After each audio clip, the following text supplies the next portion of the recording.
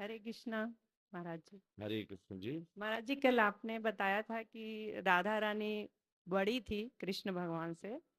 तो मैं वही पूछना चाह रही थी कि भगवान का ऐसा क्या लीला था कि राधा रानी तो खुद अलादनी शक्ति थी कृष्ण भगवान की। तो फिर उनका पहला प्राकट्य कृष्ण जी से पहले प्रथम प्राकट्य क्यों हुआ? सबसे पहले धरती के ऊपर चंद्रमा की किरण आती है, ध्यान देना। उसी प्रकार सबसे पहले अनंत शक्तिवान भगवान की संपूर्ण शक्तियां आती हैं।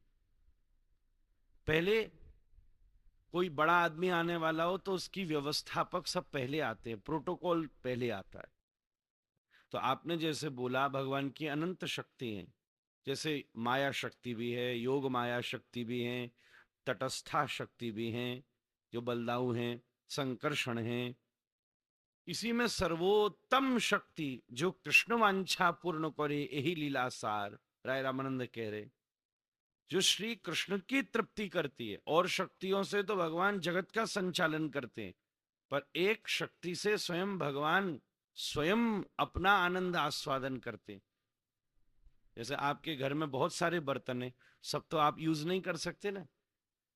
एक कप होता है वो दूसरे को नहीं देते, ये मेरा ही है, मैं इसमें अपना दूध पीऊंगा, पानी चाय पीऊंगा, इसी में पीऊंगा।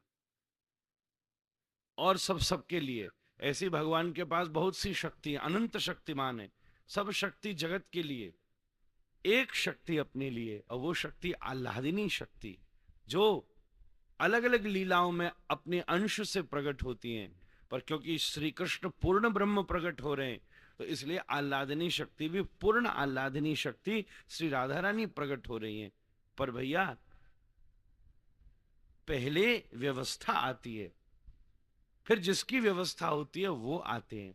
उसी प्रकार से भगवान की सब शक्तियां पहले प्रकट होती हैं, इसलिए बलदाम जी भी पहले प्रकट होते हैं और श्री किशोरी जी भी प्रकट होती हैं।